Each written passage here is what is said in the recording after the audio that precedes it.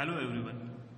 In this video, we are going to learn the poem Indian Weavers. It was published in 1971 and it was written by an Indian poetess Sarojini Naidu. She was a political activist, a feminist, especially because of her contribution to poetry, she was known as Nightingale of India. Now let us see the title of the poem. You can see Indian Weavers. Now here poetess is addressing this poem particularly to Indian weavers, and it shows her love, respect, affection for her country and its people. Now who are the weavers? Here second, Indian weavers. Now who are the weavers? You know that here you can see the picture. Those who weaves the cloth or garment, they are known as weavers. So this poem is particularly addressed to weavers, Indian weavers. And before learning first stanza, we must know that there is a dialogue.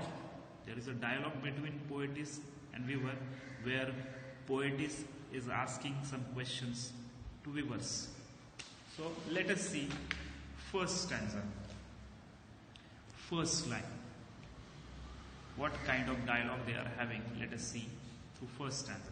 First line, weavers weaving at break of day.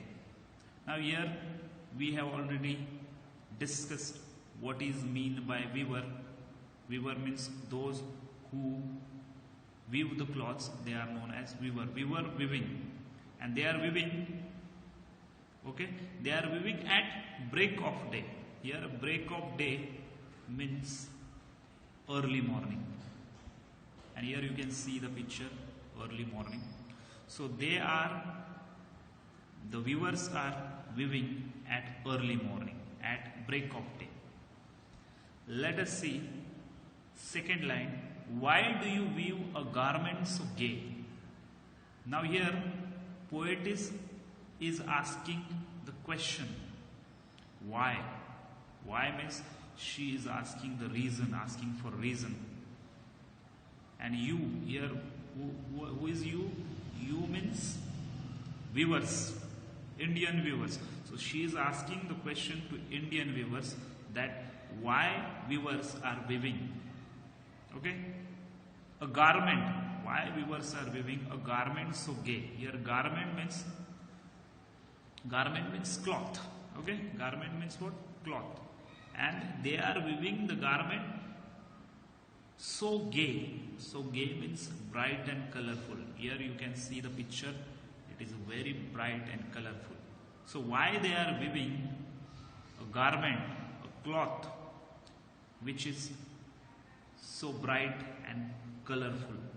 Okay, you can see here. You got this? Let us see third line. Blue as the wing of a halcyon wild.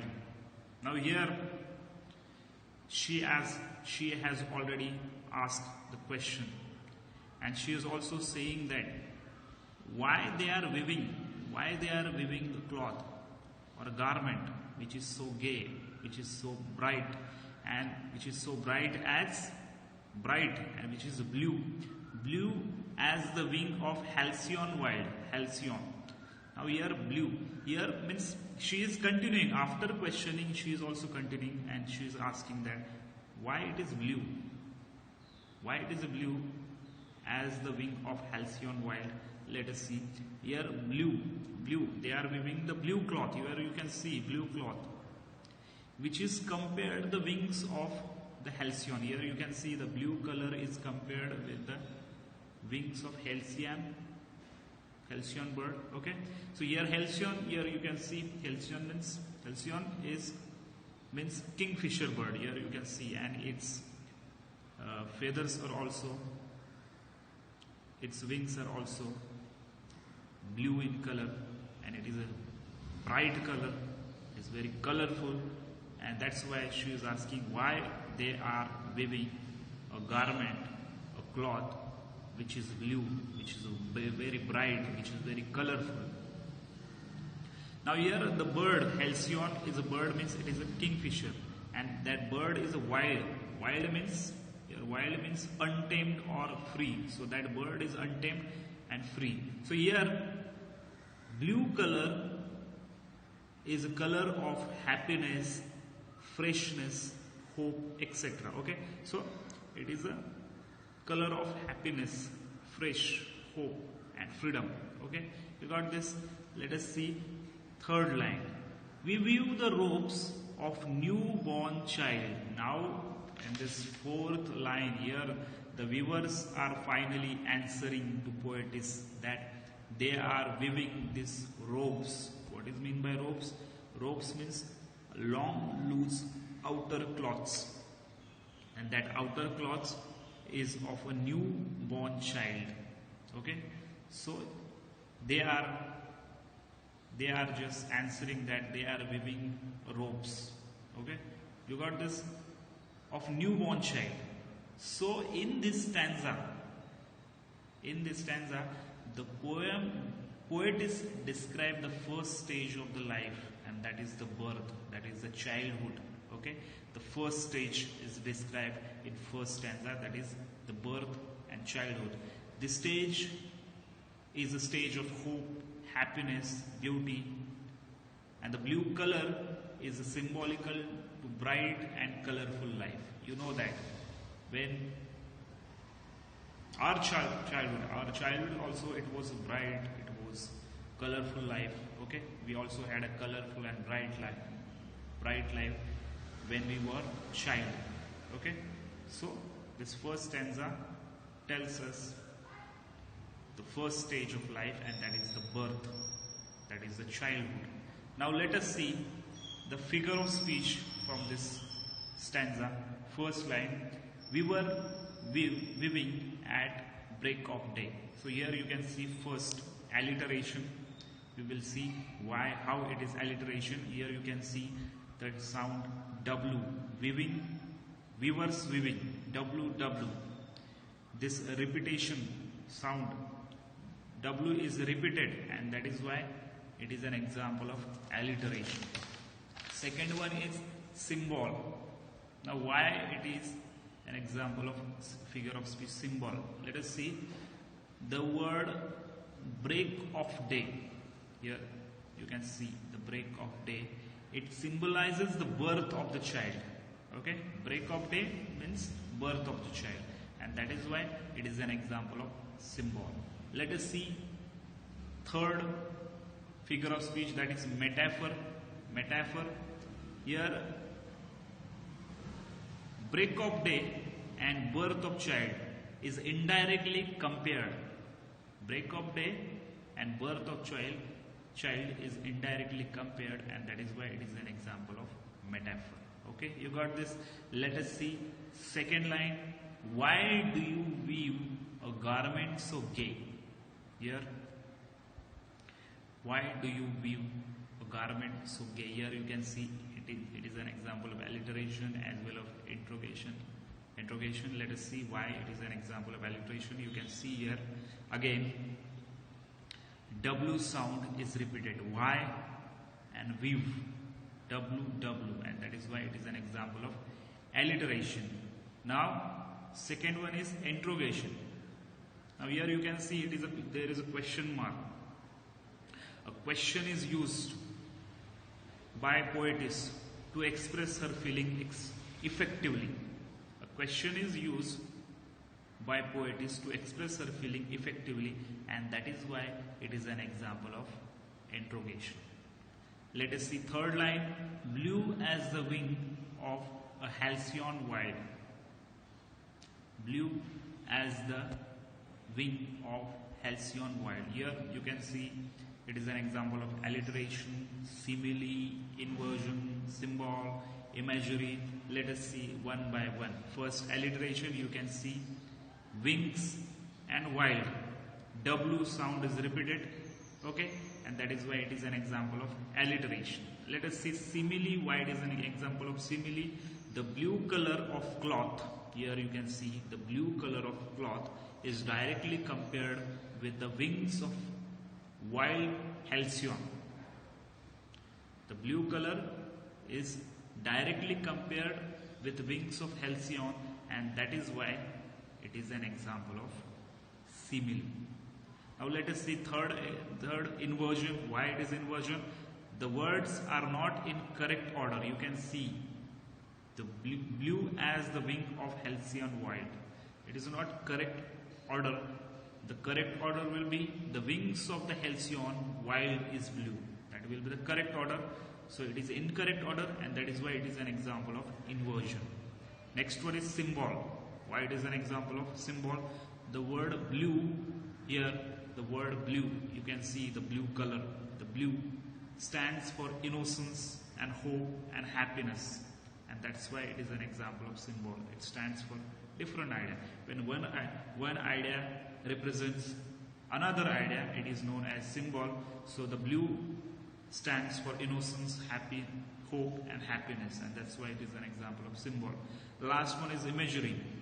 Now here you can see the words blue, the wings of bird, blue and wings of bird. It creates visual images in our mind, and that is why it is an example of imagery. Let us see fourth line. We view the robes of a newborn child. Now here there is only one figure of speech, that is alliteration, because we view, W, repetition of W, and that is why it is an example of alliteration. Okay, you got the first stanza.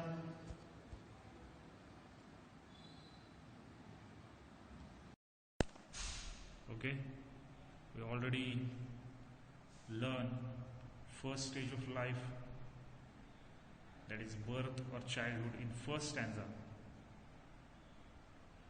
So in this poem, every stanza represents a particular stage of life.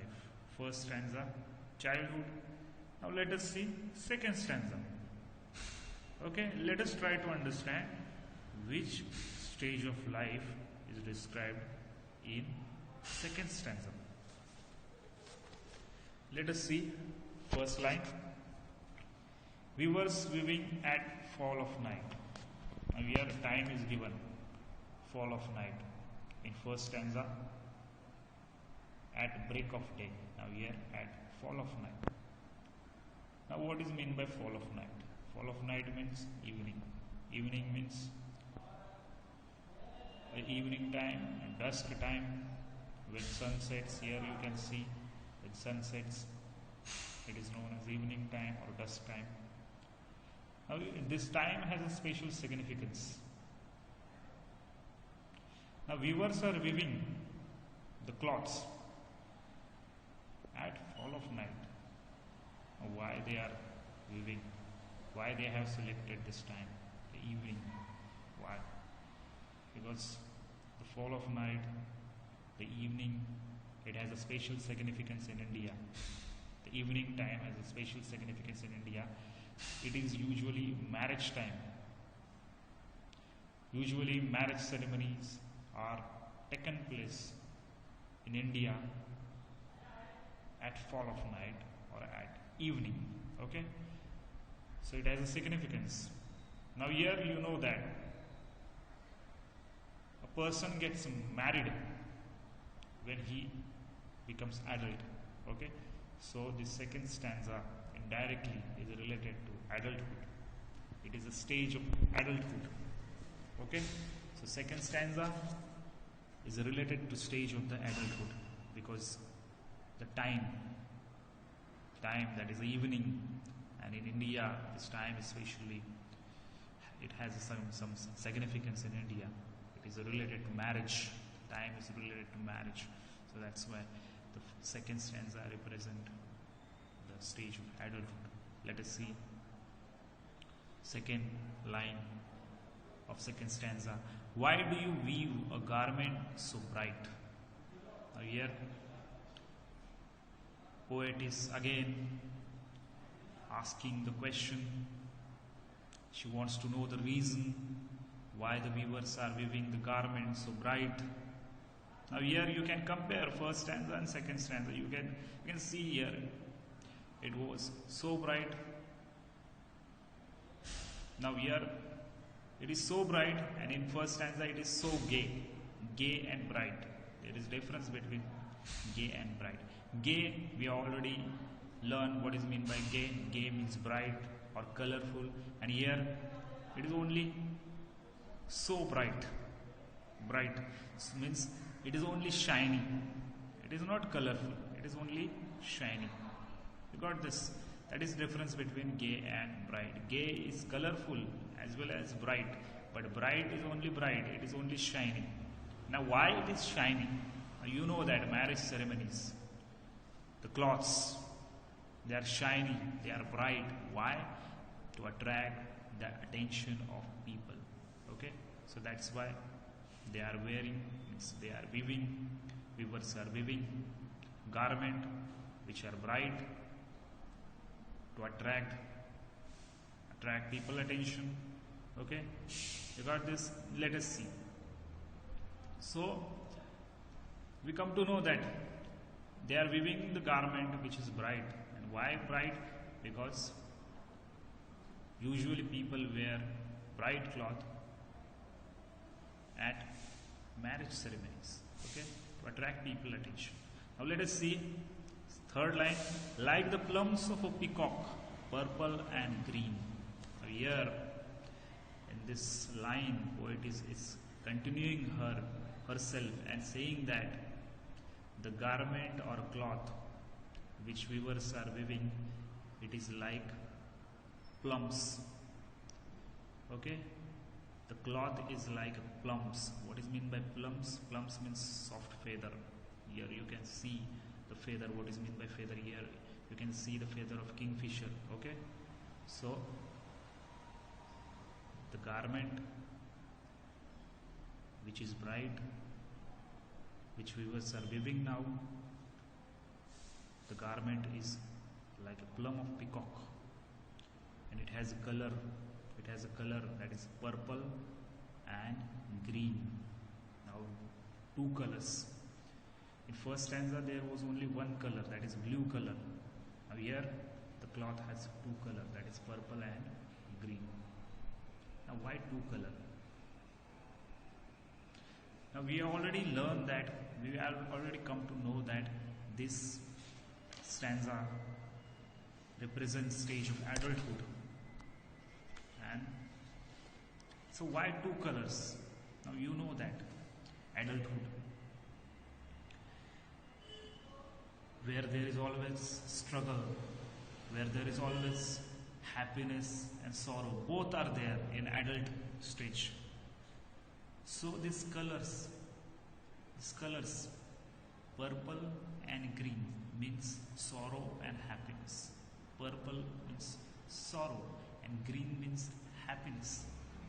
Okay, so duality is there.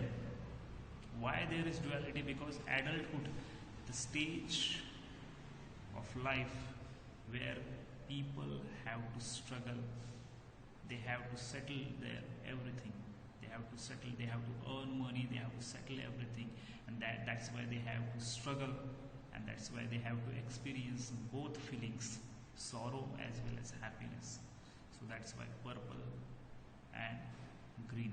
So in short, this purple and green color are related to sorrow and happiness of human life. This is usually come with adulthood, which all usually comes with adulthood. Okay, people struggle, people try to earn money, people try to set their life in adulthood.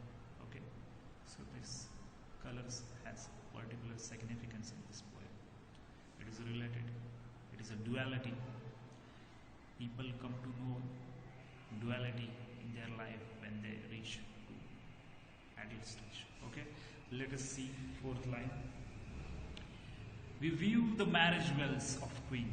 Now here in in the last line of this stanza, weavers are answering to poetess that they are weaving,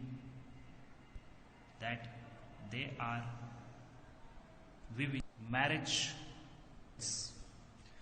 Now what is mean by marriage wills? Marriage wills means a bridal wills. It is specially made to cover the face of the bride. Now here you can see in the picture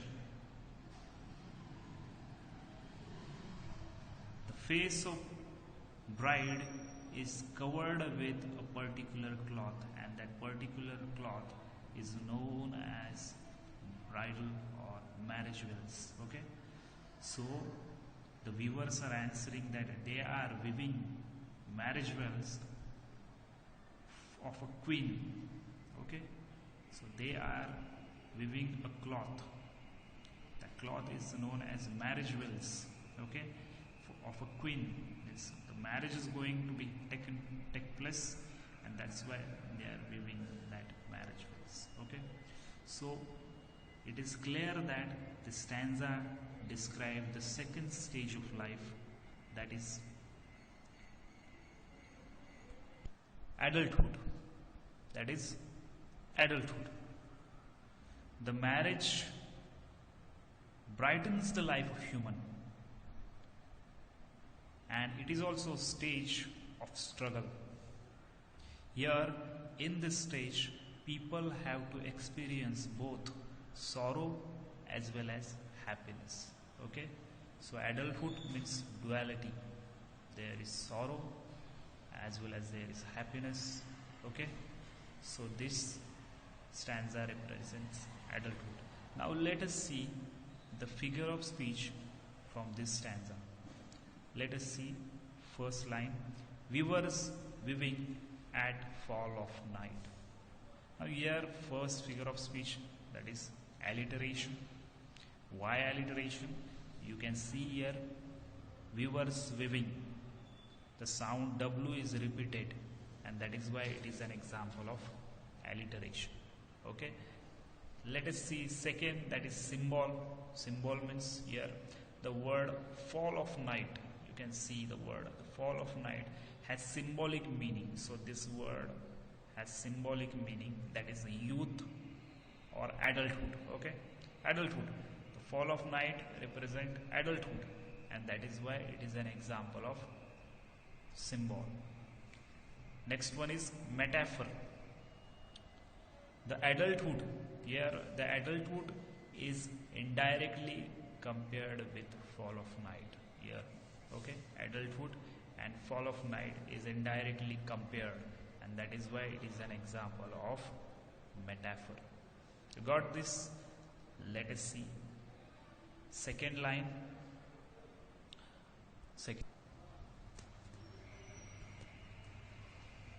Why do you weave a garment so bright? Second line. Now here alliteration. Why it is alliteration? Let us see. The sound W, why weave, W. The sound W is repeated, and that is why it is an example of alliteration. Second, interrogation. Now here poetess have used question to express her feeling effectively, and that's why it is an example of interrogation. It is a question, you can see the question mark, and that is why it is an example of interrogation. Okay, let us see third line. Like the plums of a peacock, purple and green. Now here first figure of speech is alliteration. Why it is an example of alliteration? Because plums, peacock, purple, repetition of the sound P, the initial sound P, plums, P, peacock, purple, and that is why it is an example of alliteration. Second one is simile. Why it is simile? Let us see. The garment, here the garment which is so bright. The garment is directly compared with purple and green color. Okay, the garment is directly compared with green and purple color of plumes of peacock. Okay, so garment directly. Why directly? Here the word like is used. Like, you can see, when there is a direct comparison between two objects with using this word like or as, it is known as simile. So there is a direct comparison between garment and plumes of peacock, which is purple and green. Okay, you got this. Third one is imagery. Now here you can see the plumes of peacocks. The purple and green color create usual image in our mind, in the reader's mind, and that is why it is an example of imagery. And last line, let us see. Last line. We view the marriage bells of Queen. Now here it is an example of alliteration.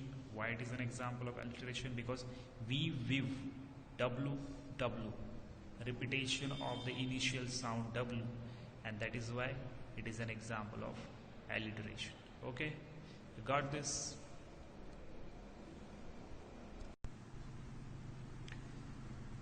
We have learned first stanza and second stanza. And we also know that every stanza represents a particular stage of life. You may remember that first stanza stands for childhood, and the blue color in first stanza represents joy and happiness. Second stanza stands for adulthood,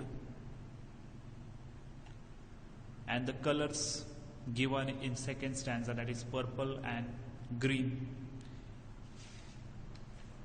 represents joy and sorrow. So both joy and sorrow means here in this stage the duality is created in human mind. Okay, and it leads to struggle as well as happiness.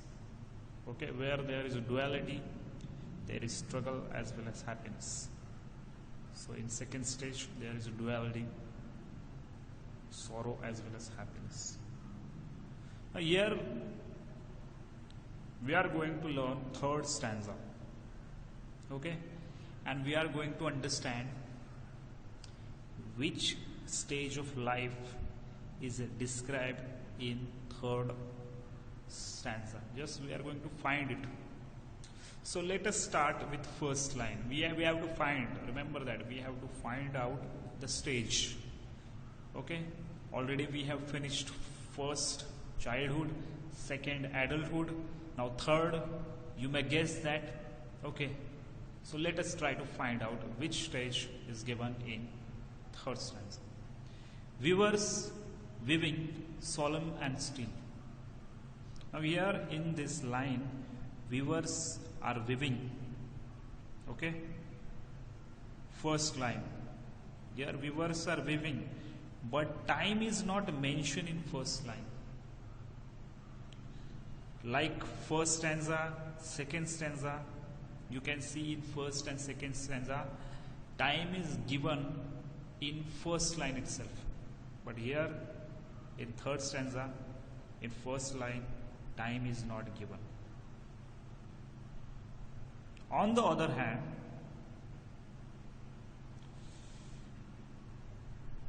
in first line of this stanza, we have given how the weavers are weaving. Okay, how they are weaving, not when they are weaving, how they are weaving, it is given here in first line. Okay, you got this? So how they are weaving the cloth. not when they are weaving. Okay, you can see in first stanza, second stanza, first line, time is given, but here in first line time is not given, when is not given, how they are weaving, that is given. So they are weaving solemn and still. So here solemn means serious, so the weavers are weaving seriously and silently the cloth. Okay, how they are weaving? Seriously and silently. Okay, so why they are weaving seriously and silently? Let us see second line. What do you weave in the moonlight chill? Now here in second line, poet is not asking for reason. Now in first stanza, second line, always she is asking for reason. But here in the third stanza, she is not asking for reason. She is directly asking, what are you weaving? She is directly asking to weavers, what are they weaving? Okay? So what are they weaving? Now here, in the second line, the time is given. Not in first line, but second line, time is given. The time is moonlight chill. So what is meant by moonlight chill? Moonlight chill means cold, dead night. Okay? Here you can see in picture. So it is cold, dead night. Okay? So in this cold, dead night means this. So this cold, dead night represent the last stage of life. This cold, moonlight chilled, this cold, dead night. You can see the picture. And that solemn, serious, still, silently they are weaving, but the time is moonlight chill, that is cold, dead night. This all represent the third and last stage of life, that is old age, that is death. Okay, so this represents death. This stanza represents death, that is old age. Now let us see third line. White as a feather and white as a cloud. Now here in this line, poetess is continuing and asking that what is that which the weavers are weaving. Okay, so she is asking what are they weaving and why it has white color like feather and cloud. So she is asking why the particular cloth has white color. She is asking, okay, and the white color is like feather. Feather means you know that feather of birds. So why it is like a white as feather and cloud? Okay, so she is asking that question. Now here, all stanza has a particular color. First stanza blue color, joy and happiness, hope. Second stanza, that is purple and green, means happiness as well as sorrow. Now third stanza, which color is given here? White. And here white color represent colorless life. When people get old, their life becomes serious and silent. They start finding peace everywhere. They want peace. They are searching peace. Okay, so third stage is old age, and at that time life is colorless. Every old person tries to seek peace everywhere. So again in this stage of human life, person get change. His struggle ends with the end of his life. Okay, in second stanza, second stage, adulthood, there was a struggle, but here struggle ends with the end of his life, that is death. And finally a person rests in peace. Okay, you got this? Let us see fourth line. We view a dead man's funeral shroud. We view a dead man funeral shroud. Funeral shroud. Now finally, the viewers are answering that they are viewing man's funeral. Funeral means, here funeral means burial or cremation. Burial or cremation, it is a kind of ceremony of burial or cremation of dead body. Okay? So they are weaving a funeral shroud. Shroud means here, shroud means white cloth for dead body. Okay? So they are weaving man's funeral shroud. So they are weaving shroud, that is white cloth for a dead man. You got this? So finally last stage and last cloth, that is shroud, funeral shroud. In first stanza, they were weaving a cloth for a child. In second stanza, they were weaving marriage bells, and in third stanza, they are weaving man's funeral shroud. Okay, you got this? Now let us see the figure of speech from this stanza. First line, weavers weaving solemn and still. Now here, first figure of speech is alliteration. The initial sound, you can see weavers weaving, W is repeated. Again here, solemn and still, S, the initial sound S is repeated, and that is why it is an example of alliteration. Second one is tautology. Now here, the words solemn and still, both words are having similar meaning. Okay, so when words with similar meanings are repeated, here means here solemn and still both have same meaning, similar meaning. Words with similar meaning are used in line at that time, that is known as tautology. So solemn and still both have similar meaning, that's why it is an example of tautology. Okay, next one is paradox. Now here weavers weaving solemn and still. Now someone is working, but how can someone work solemn and still? How can someone work silently? So this line is meaningless and absurd, and that is why, and one cannot work being still, one cannot work being silent. Okay, there should be movement. Okay, so that's why the line is absurd, and that is why it is an example of paradox. You got this? Next one is, next line. Why do you weave in the moonlight chill? Now here, why do you weave in moonlight chill? Why do you weave in moonlight chill? Now here you can see inversion, interrogation, alliteration, metaphor, symbol. 1, 2, 3, 4, 5. 5 figure of speech in one line.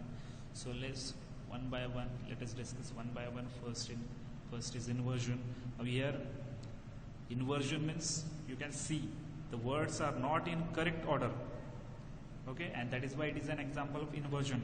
Correct order will be, what do you weave in chill moonlight? That will be the correct order. So incorrect order, and that is why it is an example of inversion. Second one is interrogation. Now interrogation means here poetess has used the question to express her feeling effectively. Here you can see the question mark.